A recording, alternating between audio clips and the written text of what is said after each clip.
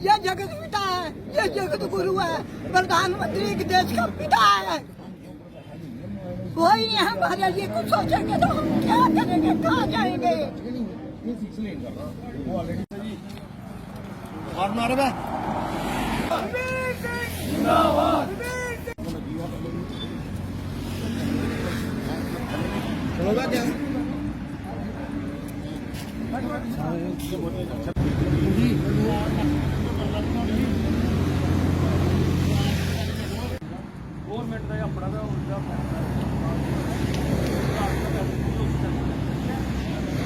कोई गरीब भी दुनिया में था।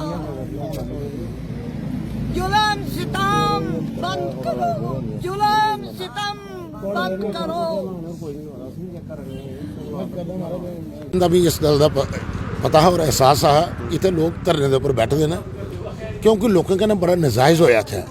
ये जरा इन्हें ग्रीन लैंड जरा प्रोजेक्ट जरा बनाया वो बनाया कि फील्ड जेडे थोड़े जिथे आबादी नहीं है, जिथे थोड़ी दूसरी ज़मीन है जिहदी कीमत घट है, उत्थे तो ये थोड़ा प्रोजेक्ट है उत्थे तो चलने का मुआवजा उत्थे भी देना तुसें चार गुना। लेकिन ये जरा बिच एक ज्यादती की है ना, एक ढिड पाड़िए रस्ते के बिच उसी ब्राउन एरिया उसी कि ना इंकलूड किया और लोगों की नजायज़ और तुसीं दिया करते कुछ नहीं ना, तुसीं रीसैटलमेंट करा दी होंदी ना, तुसीं रीसैटल करा करते ना, तुहाडे कोल हां जी रोजगार ना, रोजगार कुत्थे दिया। रोजगार तुहाडियां दुकानां जिहड़ियां ना सारियां छन्नियां लेई जाया करदे ने। 50 फैमिली इसलिए अफेक्टेड ने जिहड़ियां इत्थे छन्नी दे विच, सिर्फ छन्नी एरिया दे विच, बाकी भी है तो बाकी भी है ना। मैं आखना ये जिहड़ियां इत्थे जेह्ड़े धरने पर जो बेचारे अज वहां तक साड़ी माता और बैठी दियां आखा दी मैं मर है 80 साल को ऊपर है उम्र। इसलिए कोई पुछताछ नहीं है सरकार दे विच, जबरदस्ती चले करदा, डंडे के जोर पर चले करदा, कोई किसी की सुनवाई नहीं है। एक्सप्रेस जिथे ना नहीं है एक्सप्रेस हाईवे का उत्थे एक्सप्रेस हाईवे बन जाता, ठेकेदार पिछू पता नहीं किस किस्म कन्नै टेंडरिंग होंदी है, कि'यां वो लै करदे न, ठेके लै करदे न और जिथे उनकी मन मर्जी है उत्थों चली जाया करदे न। कोई नेशनल हाईवे पर जेड़ा ये बना नेशनल हाईवे हाँ जेड़ा एक्सप्रेस वे दा काम शुरू किया, क्या ये लीगल है या इलीगल है? देखो लीगल वाला वो अपने आप भी बड़ा लीगलाइज करिए तरीके कन्नै करे करदे न, लेकिन सारा काम इलीगल चले करदा। कोई किसी की पुछ पड़ताल नहीं है ना एडमिनिस्ट्रेशन च। जिथे एडमिनिस्ट्रेशन ते हाईवे वाले नेशनल हाईवे वाले जेह्ड़े मिली जंदे न आपस वो आपस रस्ता ढूंढी है तो वो चले करदे न, पुछताछ कोई नहीं है। लोकें कन्नै जुल्म होया करदा, बहुत जुल्म होया करदा। इस पासे ये जरा तुसें मिगी अज जी मैमोरेंडम जरा मिगी दिता मैं लेफ्टिनेंट गवर्नर साहब को भी देगा और अगर कोई हाई मतलब अथॉरिटी को भी जाना पेगा, अगर असें ये कल की हाई कोर्ट या सुप्रीम कोर्ट भी जाना पौग। इन्हें एक्ट की वायलेशन की आपों लोगों की नजायज़ तंग किया, लोगों को कब्जा मतलब लोगों ने नजायज़ कब्जा किया जमीनों का। कोई नहीं होया था, कोई आया नहीं, कोई एडमिनिस्ट्रेशन का कोई आदमी आया तो कोई पूछने वास्ते जाऊँगा धरना लगे, कोई पूछताछ नहीं है इस वेले। इसलिए बिल्कुल जरा वो पानी जरा सिर दे उतरी दा, लोग धरने दे ते भुख हड़ताल दे इनके कोल और कोई चारा नहीं रहा है। साड़ी कोशिश रहेगी, मेरी पूरी कोशिश रहेगी कि मैं इन्हें समझा और खासकर इस वेले मैं इन्ना कि तुसें गी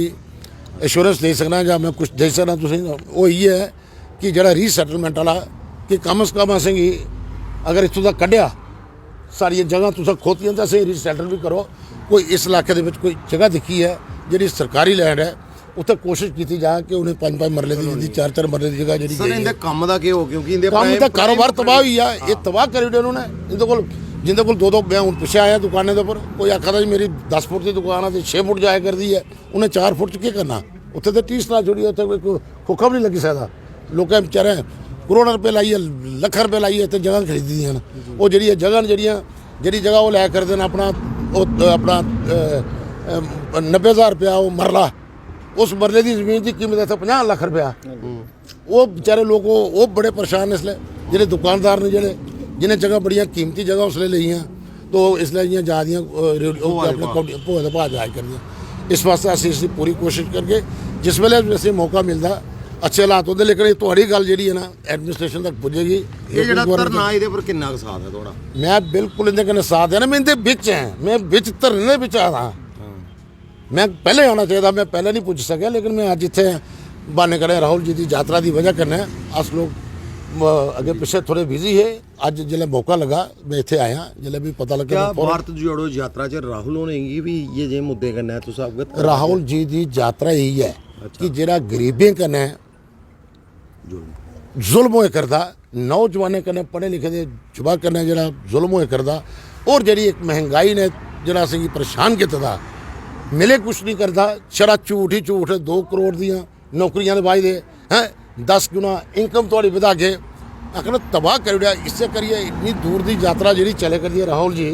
अज 3500 किलोमीटर पैदल चली है ते तुहाड़े इस धरना स्थान दे बाहरों जाया करदे न इस कोला बड़ा जोड़ने वाली केड़ी गल हो सकदी है वो आम लोगों कोल जाया करदे न कि तुसें केह् तकलीफ है दस्सो असें मिगी पता लगे दिल्ली बैठा थोड़ी पता लगना प्रधानमंत्री जी गी केह् पता इसदा कि तुहाड़े इलाके जिसलै शन रेवड़ियां दे विच केह् होया करदा ते तुहाड़े बाहरों इत्थों राहुल जी जाया करदे न राहुल जी की सारी गल अस आपूं उनेंगी समझागे दसगे कि एह् जुल्म होया करदा इस गल और ऐसी जगह दे विच तुहाड़े उत्थे छन्नी दे कन्नै तुहाड़े इत्थे अपने चढ़वाल 2 दिन दा ओह्दा स्टे है असें लोकें गल्लां करनियां तुसें मिलना चाहिदा उत्थे जाइयै सारे लोकें गी अपनी समस्या जी उत्थे दसनी चाहिए ताकि उनके दिमाग च पवे और जेह्ड़ा तुहाड़े बाहरों अपने तुहाड़े मतलब बेड़े दे विच होइयै जेह्ड़े जाए करदे न वो जिसलै एक बारी चली जाङन जिसलै उंदी समझ आई जा गल मैं आखना इस कोला बड्डा कोई कम्म ही कोई नहीं है ये मुआवजे की गल करा दे वो तो मतलब पूरे हिंदुस्तान की दिक्खियै आया करदे न कि केह्ड़ा जुल्म होया करदा पॉइंट उ'नें इ'यै लिखदा कि भारत जोड़ो दा नफरत कन्नै जेह्ड़ी फैलाए करदी है जेह्ड़ी राजनीति जेह्ड़ी नफरत की राजनीति होई करदी है उसी जोड़ने वास्ते उ'नें एक ये बनाया जरा अपना प्रोग्राम ये कोई छोटा प्रोग्राम है ये किसी की हिम्मत ही किसी लीडर की किसी पार्टी की मी दसो जरा कन्याकुमारी तो कश्मीर तक जरा पैदल जाया करते हैं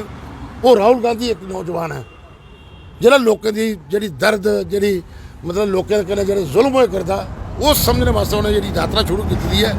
इस यात्रा का जरा ये जरूर कोई ना कोई लोगों की इस गल का फायदा मिलना और तुसें बड़ी जी सामने आना चाहिए मैं सारे का एक अपील भी इत्थे करना इस धरने के उपर आई है तुहाड़ी भी गल करनी है लेकिन राहुल जी का स्वागत वास्ते तुसें जरूर 2 मिनट खड़े होना कट्ठे होना मेरी इ'यै अपील है तुहाड़े शुक्रिया।